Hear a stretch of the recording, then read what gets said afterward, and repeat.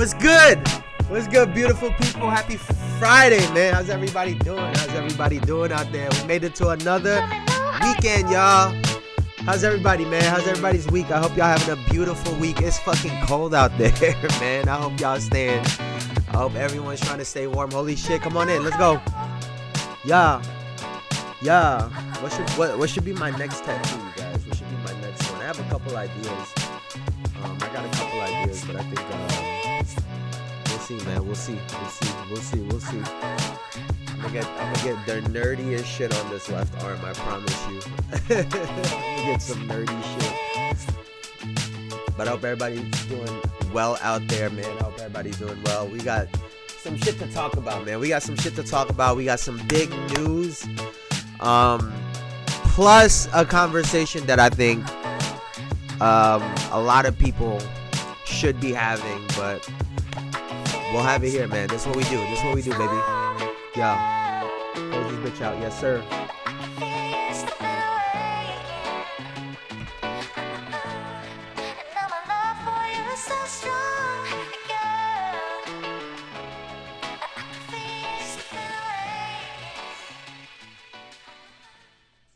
Beautiful song, man. What beautiful song. But like I said, happy Friday, y'all. Happy Friday, everybody. Welcome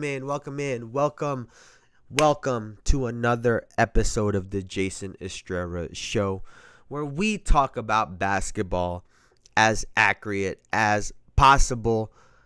And you know, like I was just saying, we got some news to talk about today. There was, aside from the Luka trade, this might be the biggest news that we've had recently, so we'll talk a little bit about it.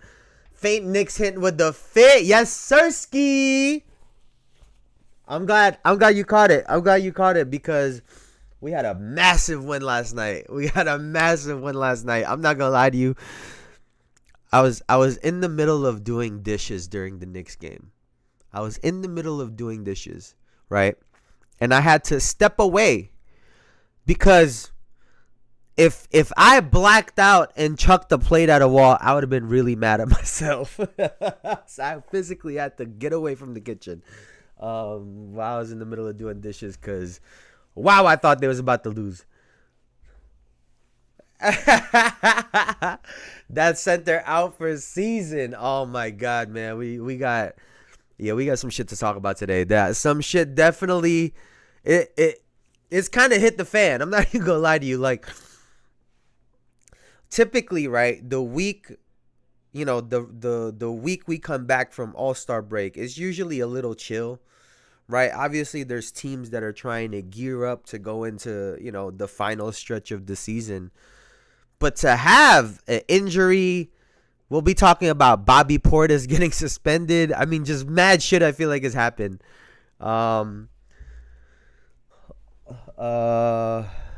Ulrich Kamche My Shayla. Who the hell is that?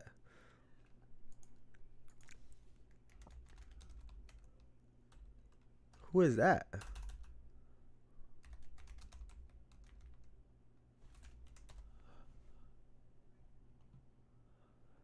Oh, he's a Cameroonian basketball player. This guy's a Toronto Raptors? This is what we talk about? Is this what we talk about? Wait. I gotta make sure we talk about the same thing. This is what we talking about right here? 0.7. This is who we talking about? Holy shit. Yeah, y'all need some help. But we'll start with the Wemby thing was obviously unexpected, but Bobby Portis getting suspended for 25 games was not on the bingo card. I promise you, out of anything I could have thought of, Bobby Portis getting suspended because he took the wrong painkiller is gotta be one of the... Bro, I was speechless yesterday, and I'll tell y'all why. So let's see what the report says, right? Let's see what the report says. Let's read this. We can read this together, y'all. We can read this together. So, the NBA has suspended Milwaukee Bucks forward Bobby Portis Jr. for 25 games without pay because he tested positive for the painkiller Tramadol, a violation of the league's anti-drug program. Portis cannot play again until April 8th, the 79th game of Milwaukee's 82-game schedule at the earliest. His suspension starts with Thursday's game against the LA Clippers, which was last night. Thankfully, they fucking won, but let's read. Let's continue reading. Portis took the painkiller unintentionally, said his agent Mark Bartelstein. Portis thought he was taking Toradol, and obviously this is the name of the drug. Tramadol versus Toradol. Very close, right? Which is approved and is something that he has taken before, Bartelstein said in details first given to ESPN and that he later confirmed to the Associated Press. Portis did not realize that he was taking Tramadol, which was properly prescribed but is on the NBA's banned substance list. I am deeply disappointed that the NBA chooses to interpret its policy so strictly and that the policy does not allow for a different result for an honest mistake with pure intentions, Bartelstein said in the statement. Bobby loves being part of the NBA and he loves being a role model and a true ambassador for the Bucks and the city of Milwaukee. This has been incredibly difficult for him, but he will accept his penalty with grace and turn this into a great opportunity to improve and further build his reputation and performance in every way, both on and off the court. He is currently averaging 13.7 and 8.3 rebounds for the Bucks. So that was a lot. There is a lot of things circulating. They said his assistant had given it to him, who's actually prescribed the medication, and they just gave it to him thinking it was Toradol, and it ended up being Tramadol. And listen, I get that the names are very, very similar. I get that at a glance you can mistake them for one another. I can even understand someone maybe mispronouncing it or flipping the two by accident, right? All of these things are possible, right? They're all very, very possible. But that's a $2.85 million mistake that Bobby Portis made. And you could say whatever you want. He needs to be better in that regard. Now, what I'm picturing happened if he did get this medication from his assistant. Excuse me. Hey, I want this. Yada, yada, yada. What I'm assuming happened is he didn't even get the little container. I'm assuming his assistant gave him the pills on a fucking paper towel or a napkin or something. Here's the 2 pills. Don't even know what it, just trust, off of trust. That's something we can all understand, I guess, right? To a certain degree. But when your profession requires you to take only certain substances, you cannot be that comfortable and that relaxed. Like, I'm not even assuming that he was taking something to try to get a competitive advantage. That's not even where my head goes. I'm taking this at face value and saying this was a real mistake. But again, a $2.85 million mistake. And he's going to feel that. He's going to really feel that. And the other part in this as well too, right? He's a very big part of what the Milwaukee Bucks do. Right? I want to see what his minutes are looking like. Like, 25.2 minutes per game, right? A 6th man of the year potential candidate. Definitely the 6th man for the Milwaukee Bucks. To be suspended 25 games when your team is 5th in the East at 30-24 is really costly. Really costly. If they drop all of a sudden into the play-in tournament, this will look really, really bad. If they end up getting knocked out, if they drop to the play-in tournament and lose both games and end up out of the playoffs, do you know how insane this would look? And granted, we're not going to put all the blame on Bobby Portis as if he's Giannis or Damian Lillard. But he is a massive part of what they do. He's an offensive punch. He gives Giannis a break. He's a post presence, spot up shooter. He does so much for their team. And they're going to feel the loss of Bobby Portis. And I just spoke about how I think Milwaukee is a dangerous team to play in the playoffs. Regardless of what I feel about Doc Rivers, you're going to have to deal with Giannis. You're going to have to deal with Dame. And if they can figure out their system and properly integrate Kyle Kuzma, well then shit. We got a really dangerous team on our hands. And having Bobby Portis come off of the bench, like I said, was a massive part of that equation that they now have to go without. And you got to think with 3 games, if he comes back in the 79th game, he's going to have 3 games to try to get back into the swing of things. Now, I don't know how this works when it comes to practice. I don't know how this works when it comes to the training, traveling. I don't know how that works.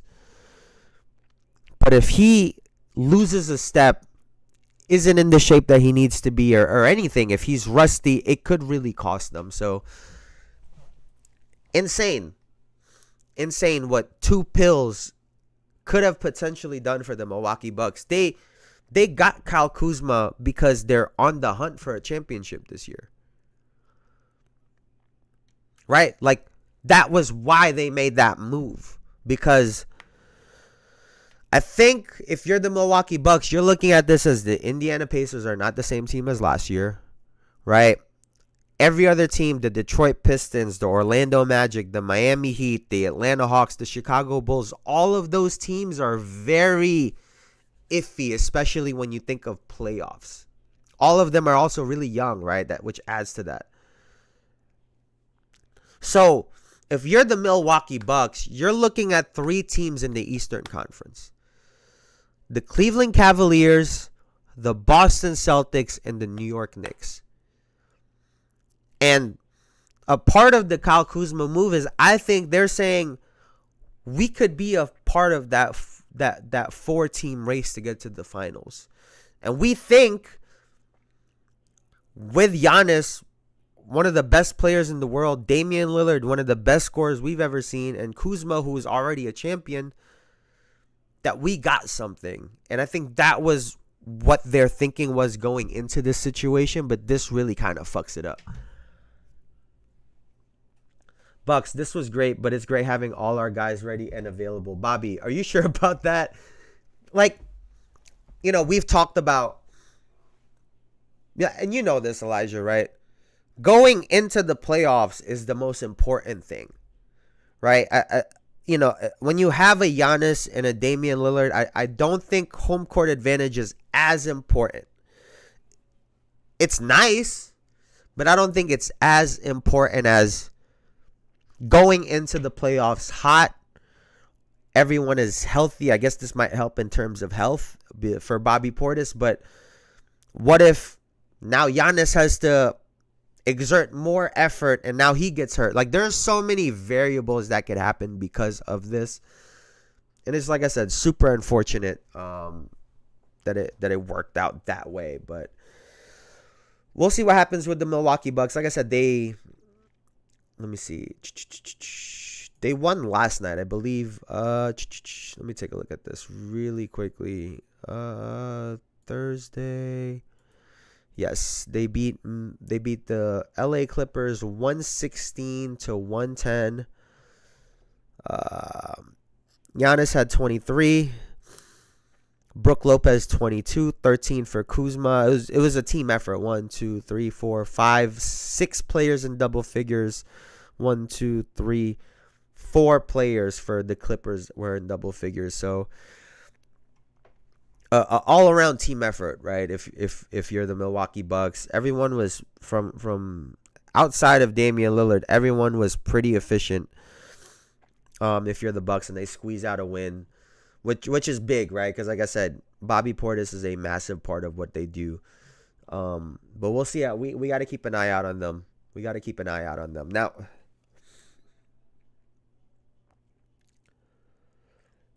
I guess the other biggest piece of news that we have right now is Wemby's out for the season.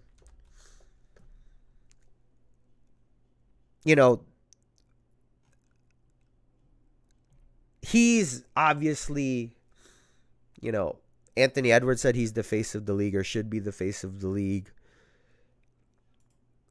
So many people have been reliant on Wemby, right? The Olympics, he heavily influenced the Olympics. He was a massive face for the Olympics, right? Going into France, being the future of basketball in France. The draft this past season, we had how many French players make it in? And the conversation was Wemby.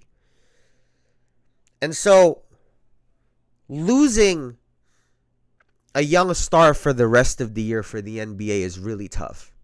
Really, really tough. And if you wanted to get a little bit more information on what possibly could be taking place with this injury, let me see. Right here.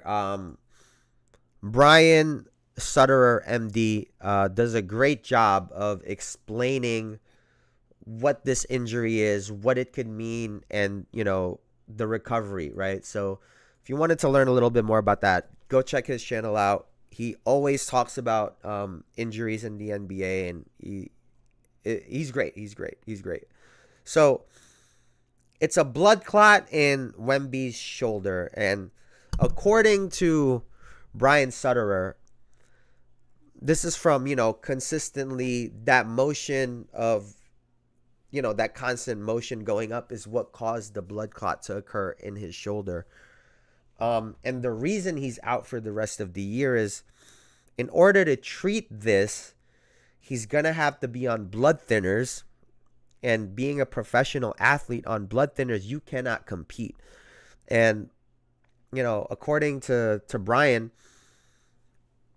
they're typically on blood thinners from 3 to 6 months, which is why he's out for the rest of the year. He said, this can be a very serious thing if not diagnosed early and if not treated correctly. But he said Wemby should be fine, right? He points at Brandon Ingram, who had the same injury and is perfectly fine as well too. So all signs are saying that Wemby should be good. Honestly, the biggest thing for me, right, when I saw the news, I was curious as to what the injury was.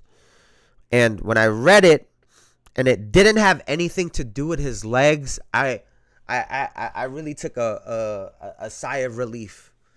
Right? It was a sigh of relief because how many times have we seen big men start getting foot injuries or knee injuries or anything with the legs? And once it starts and you're a big man, you're pretty much fucked. Like it's almost over. And so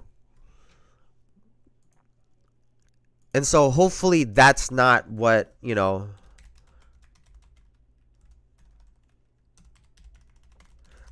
Is that really? I'm gonna take a look at that right now.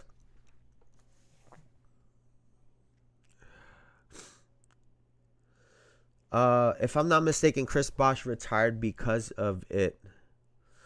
Oh, his blood clot was in his lungs, though.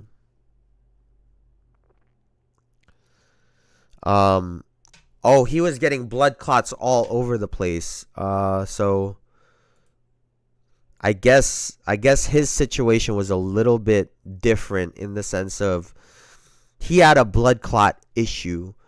Let's see. I'm gonna read up on it a little bit right now while we're together. 13-year NBA career and bro, I mean you know you're obviously a Raptors fan. Chris Bosh was cold. Like some people only know Chris Bosh on the Miami Heat. But for those that don't remember Chris Bosh on the Raptors, that motherfucker was cold. Like he was really good. At the time,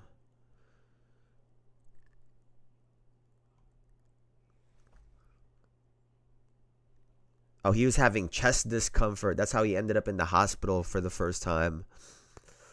So I guess his was a little bit more. I'm assuming where the blood clots are occurring is probably a massive issue. And then he failed the physical. Chris Bosh did in 2016-17.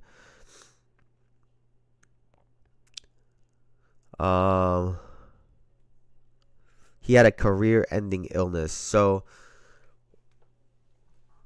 I mean, you're not wrong. Right?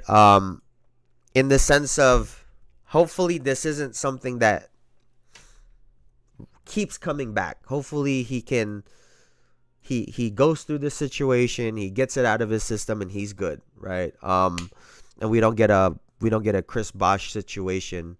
It definitely does sound a little bit different, but you know, it's still scary. It's still scary when you start hearing blood clots. That's scary.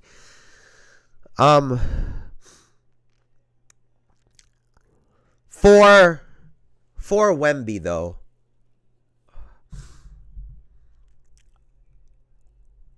what is this gonna look like? Now,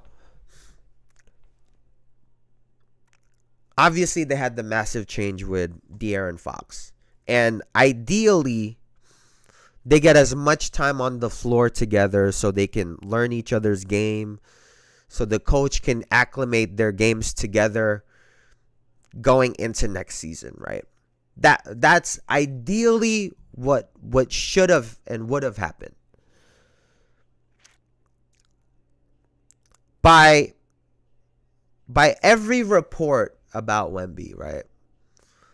Wemby is a very smart, cerebral person. And so there is a possibility that Wemby sitting out, allowing him to watch the game, allowing him to watch what De'Aaron Fox does, the landscape of the NBA, to where he's like, okay, this is what I could do moving forward. You know, it's obviously great and it's ideal to be able to do this in real time, to practice the things that you're seeing. But there are cases where sitting the fuck down and watching and learning and understanding can help you. I mean, you got to think Wemby had his massive rookie year, into an Olympic season, into his second year. It's been a lot of basketball. So maybe him sitting down right now could actually be helpful. So we'll see what happens. But I think this could potentially help in the long run. I think he will be fine from what I've picked up. The Spurs are on the side of caution with Wemby. Yeah, 100%. And on this, the doctor on YouTube that I was just referring to, right? He gave a lot of credit to the Spurs because he said finding this is very rare, right? This condition is very rare. 2, you have to look for it. So he gave the Spurs medical staff a ton of credit for really being on top of this. So hopefully they got to it really early. It doesn't become a future issue. And someone like Wemby, who's someone like Wemby, who I said is very cerebral and thoughtful about this game, I think this could in some ways benefit him in his game moving forward. Now, the other part that I wanted to look at is De'Aaron Fox. Obviously, De'Aaron Fox came to San Antonio with the idea of playing with Wemby, right? That's the plan. But as we know, there's always this transition period when a player gets traded, right? It's not super smooth. There's that period where players don't want to step on each other's toes. So, in turn, players aren't as aggressive. But now, what happens now? Now De'Aaron Fox gets to fucking play. And compared to the Sacramento Kings, I think you get a Spurs team, because it's been run under Pop. They have a lot more discipline when they play. And so De'Aaron Fox being able to control the show and not as much chaos going on around him, I think is a really good thing. Because I think De'Aaron Fox has a clear understanding of who the lead dog is for the San Antonio Spurs. So even if De'Aaron Fox the rest of the season goes out there and kills, I think he understands that Wemby comes back and is the guy. But what that does is De'Aaron Fox gets to show Wemby every single day, this is what I'm capable of at my max. I don't have to play at this pace or at this level every single day because I know I got you. But if I need to pick up your slack, this is what I'm capable of. And like I said, they're obviously going to have to learn how to play together still when Wemby comes back next season. But hopefully, this allows De'Aaron Fox to get more comfortable as a Spur, because he gets to go out there and take every fucking shot that he wants to, which wouldn't have been the case with Wemby on the floor.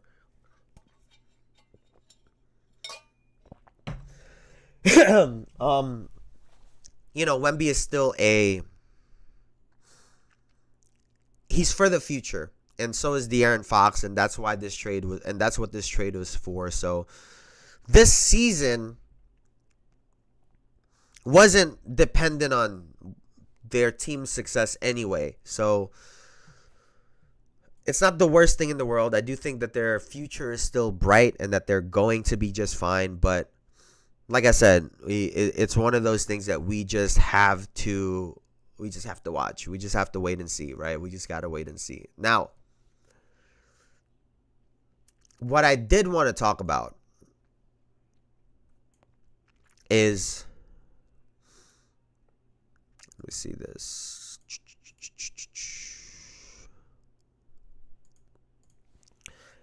Excuse me. What I did want to talk about is this, right? Wait. Huh?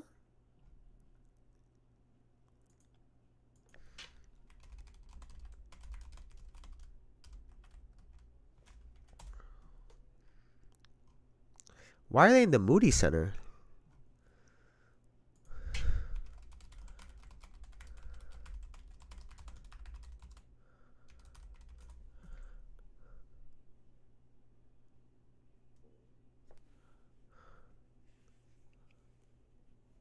Wow, they play in the Moody Center sometimes? What the fuck?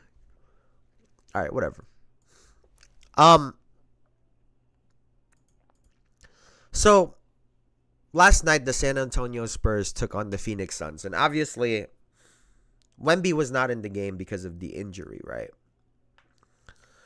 The Spurs took the win 120-109.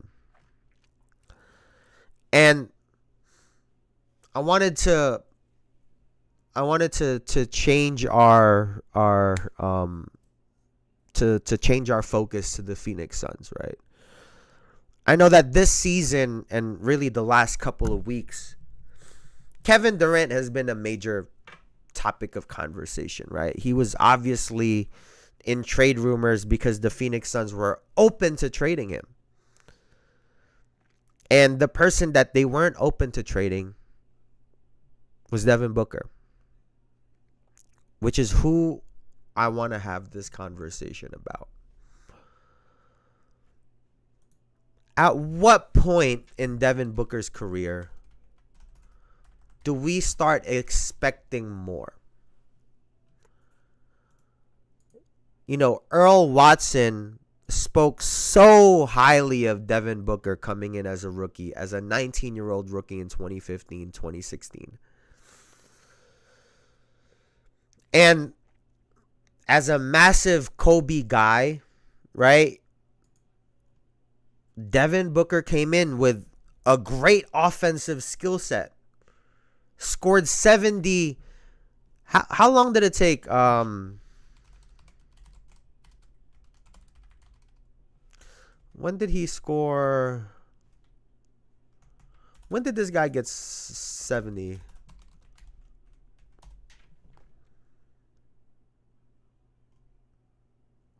(2017). Excuse me. So that was either his second or his third year. Let's see. March 24, 2017. Oh, so that was 20. That was like his fucking second year, man. 70 points. 70 fucking points. But anyway, Devin Booker came in. Like I said, Earl Watson spoke very highly of him. A massive Kobe fan, and we saw some of it. We saw the mid-range. We saw the footwork, the fadeaways. We saw some of it. The game winners, the 70 points. There were flashes. Flashes of this, right? Obviously, in 2020, right? 2020, they make the NBA Finals and lose to the Milwaukee Bucks. He was with Chris Paul. He was 24 at the time. They obviously go through their changes. Now they have Kevin Durant. And now Devin Booker is 28 years old. And at what point do we start expecting more out of Devin Booker? Anthony Edwards talks about being 22, 23 years old, not being there yet. We've spoken about players' championship windows opening at 27, 28, 29. It seems to me that ever since Devin Booker made it to the NBA Finals and there was that viral video of him saying damn with the confetti falling and we're like, oh shit, he's about to go demon mode and kill everything. And that just has not been the case ever since they made it to the NBA Finals. Ever since they made it to the NBA Finals, right? Semifinals the following year. Western Conference semifinals out. Western Conference semifinals again. Then conference first round last year. And now we're at this season. And they are out of the playoffs. Out of the playoffs. Kevin Durant is 36, 37 years old. Devin Booker is 28. Kevin Durant cannot be your best player on the team, Book. Like, someone as skilled and as talented as Devin Booker, why aren't you in the best mid-range game conversation?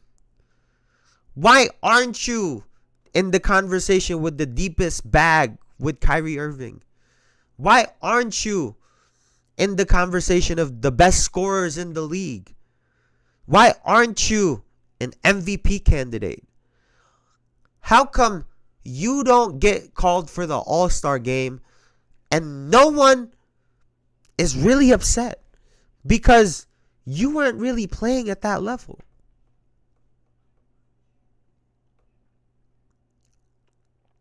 And honestly, in me questioning Devin Booker, I had to take a step back and say, you know what? That's what makes what James Harden did so impressive, 36 a game.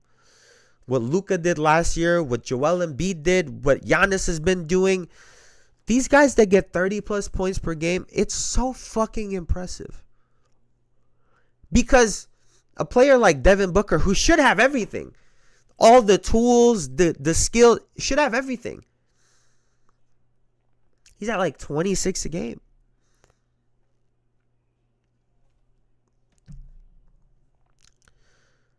At what point do we start expecting more out of Booker? I'll put it this way, right? He came into the Olympics and became the ultimate role player. He wasn't the best scorer on the team. He wasn't the guy they were going to give the ball to shoot shots down the stretch, to take over the game. He was the ultimate role player. He was great at it. And honestly, he really showed that he could defend.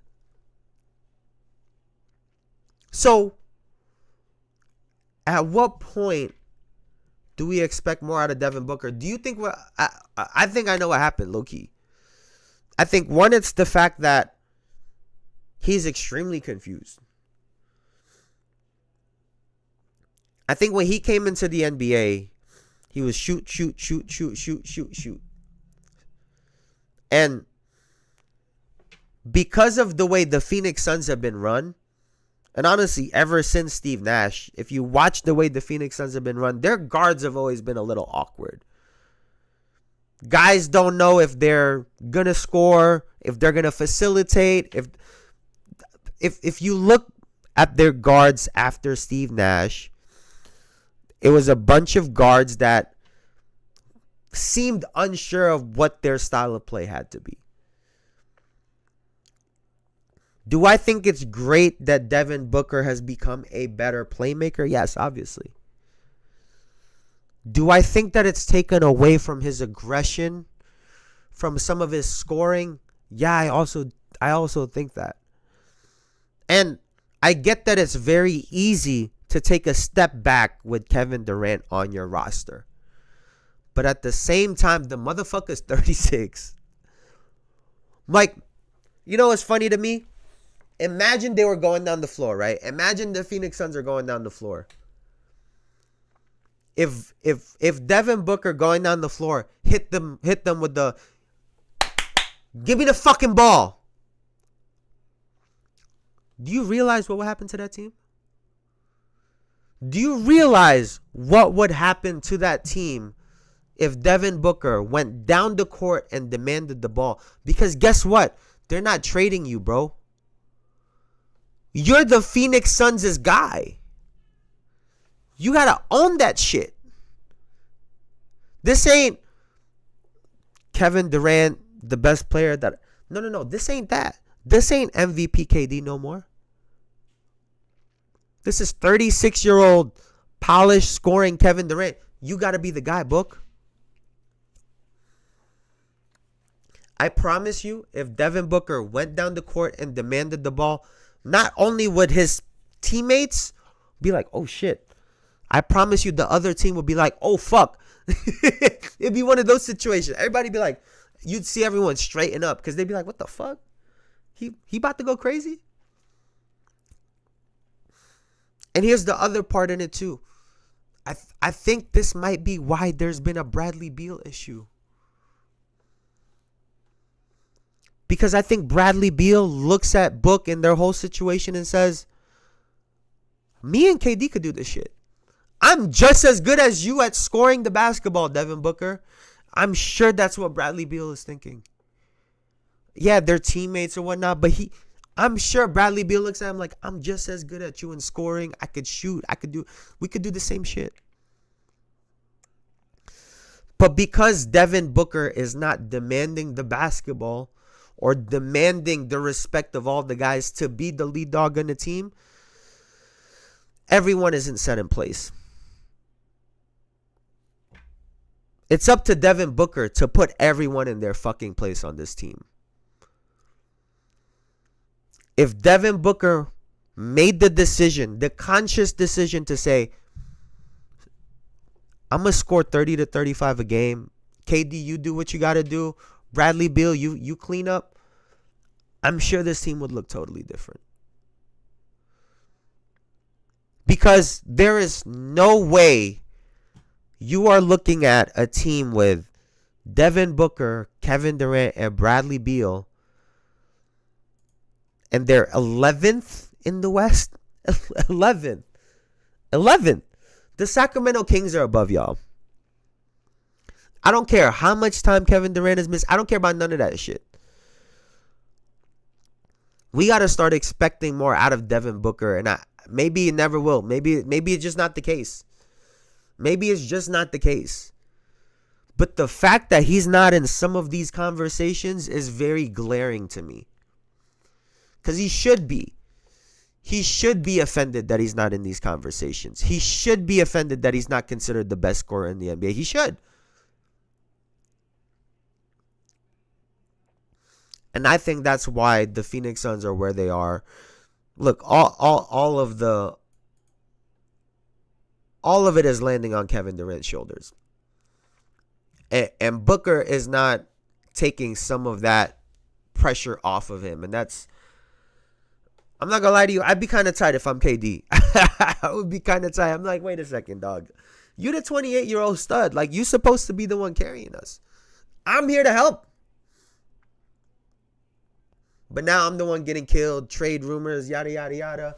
Yeah, this Phoenix Suns team is compromised. I think they're going to have to make changes. I think Kevin Durant is going to ask out at the end of the season. I don't know what they're going to do. Because I'm be honest with you, if Kevin Durant asks out, if I'm Devin Booker, I might as well ask out too. Because what are we doing? We going to have me and Bradley Beal out there? That looks insane. That looks insane. Now, I wanted to talk about my New York Knicks because we had a nail biter last night. We barely beat the Chicago Bulls. like barely. We needed Mikal Bridges to bail us out. And we needed Jalen Brunson to hit a clutch shot, plus another stop down the stretch in overtime. I mean, like, literally, we needed every bit of that. And I gotta give Karl Anthony Towns his credit, man, because he had 6 points with 11 rebounds in the first half. He had 20 and 5 in the second half and was just a massive part of winning that game. You know, Brunson also had his moments, but, you know, I just got to give Cat credit, man. Like, this guy has been unreal. I mean, he might be the best big man that drives from the top of the key. I'm not even going to lie to you. And I'm not counting because Giannis moves a lot more like a guard than Karl Anthony Towns does. Even Wemby. But like Karl Anthony Towns, and the funny thing is when he drives, you know exactly what he's gonna do. You know exactly what he's gonna do. He's gonna drive into you, shoulder you into the 1-2 and try to put it, and it works every time, damn near. He gets killed going into the rim. He should be averaging more free throws than he already does. I mean, 4 free throws last night. I don't know. I don't know. But, you know, we had no Josh Hart. We had no OG Anunoby. So, we were really banged up, and we still were able to win this game. And I've talked about win conditions before, right? I think the New York Knicks, this is why I really enjoy this team right now, is we can win under a lot of different circumstances, right? We can win if Brunson is going off. We can win if Cat is going off. We can win when both of them is going off. One or the other. We can win scrappy games. We can win blowouts. There's so many different ways for the New York Knicks to win. And like I've said before, the only thing really missing is our defense. And that's really where I worry when it comes to the Boston Celtics, for example, right? Because if you look at a 7-game series against the Boston Celtics, and we'll talk about them in just a second, it's not can you beat the Boston Celtics, right? I don't think that's the real question that we have to answer. Can you beat the Boston Celtics in 4 out of 7 games? Can you beat them 4 times before they beat you 4 times? That is the biggest question that these teams are going to have to answer. And do I think individually on one-on-one defense with OG Anunoby, with Mikal Bridges and Josh Hart, and if Mitchell Robinson is healthy, do I think that we can hang? Ideally, yes. But Jason Tatum has been the most efficient isolation scorer in the NBA this year by far. By far. And if you're banking on OG or Mikal stopping him consistently, I don't know about that. And then the other one's going to have to try to stop Jaylen Brown. You're going to have a tough time. And then when you think about defending the New York Knicks, they're going to have Drew Holiday on Jalen Brunson. They're going to have Derek White on him. I'm sure Jaylen Brown is going to have his turn at Jalen Brunson too. 3 bigger guards, especially JB. 3 bigger guards get to take turns trying to contain Jalen Brunson. So, in a 7-game series, do I think that the Boston Celtics have a better shot at stopping Jalen Brunson than we do of stopping Tatum or Brown? Yeah, unfortunately. Like I said, size matters in the NBA. We can't change the fact that he's 6'2". It is what it is, no matter how great he is. And that's the issue that I have when it comes to trying to visualize this series against the Boston Celtics. Imagine that, a Tibbs team that is worried about defense. And then let's not even get to the bench. Like you got to think the Boston Celtics have Peyton Pritchard coming off the bench. Good for 30 if he wants. Good for 30 if he wants to. You know, and now you're looking at a Deuce McBride to try to offset his production. Precious Achiuwa, solid player. Yeah, he has to offset like an Al Horford and so on and so forth. Just top to bottom, I don't know. Top to bottom, I truly don't know. I do love our team. I do love our team. Now, there was a stat that I saw yesterday because of the win that the Boston Celtics had. Despite all of the criticism on the Boston Celtics, despite their record, despite their losing streaks, their shooting slumps, with all of those things considered, right? They also have the most 20-plus point victories out of any team this year. They have 15. I think the Cleveland Cavaliers have 14. When the Boston Celtics are on, they are the toughest team in the NBA. When they're hitting their shots, their defense is flowing, they are the toughest team in the NBA. And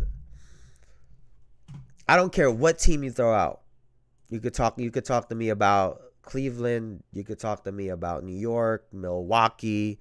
Even if you go to the West, you could talk about OKC, Denver, LA. It don't matter. It don't matter. At their best, which is I think one way that we could kind of do this, if any of those teams are playing at their best and the Boston Celtics are playing at their best, I think Boston cleans everyone up.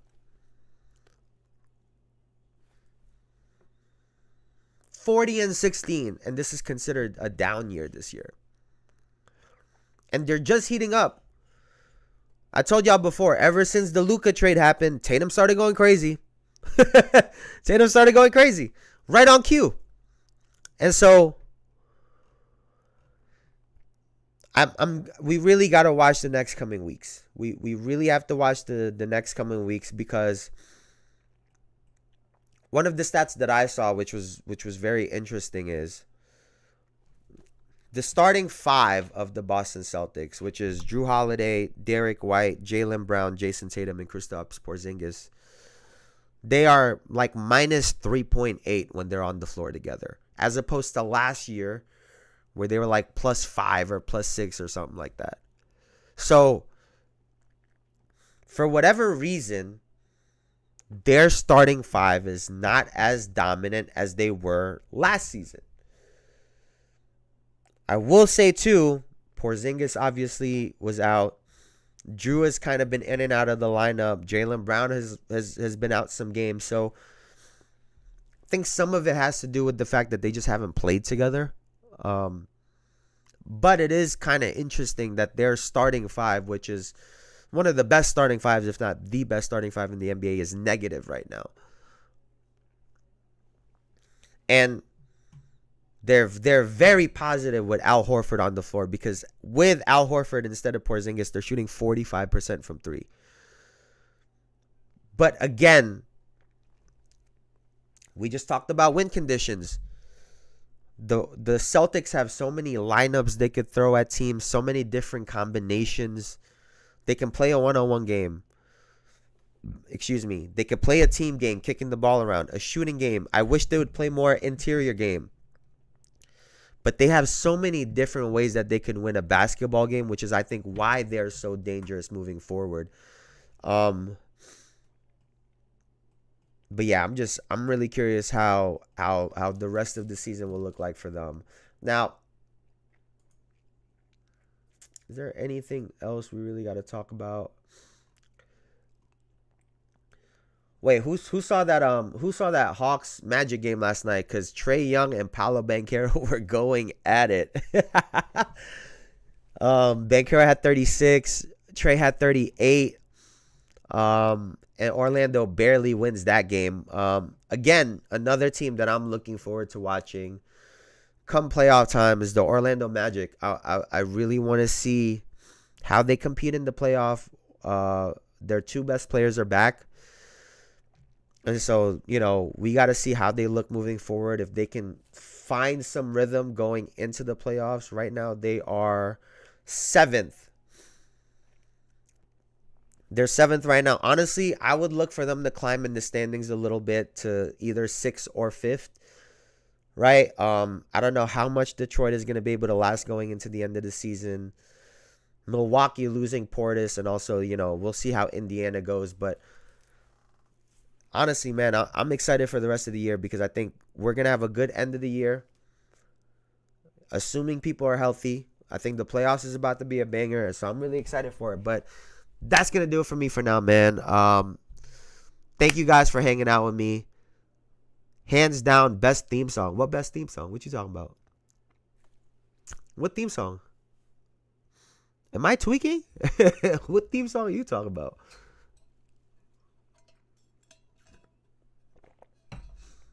What's the theme song?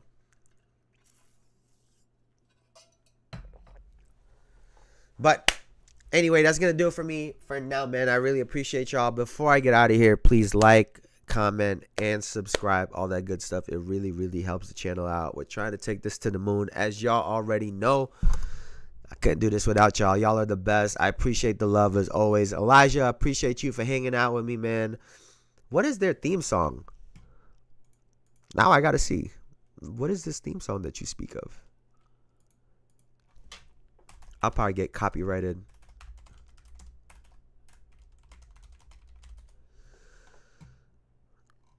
Is this like a new theme song?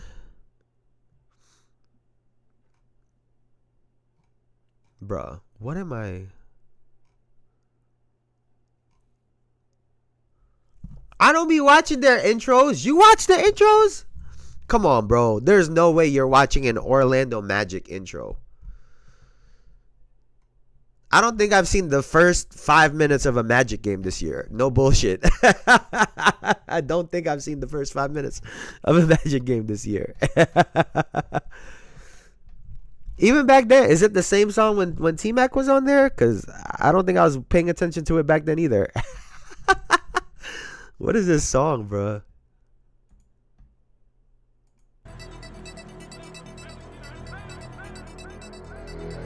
Is it this?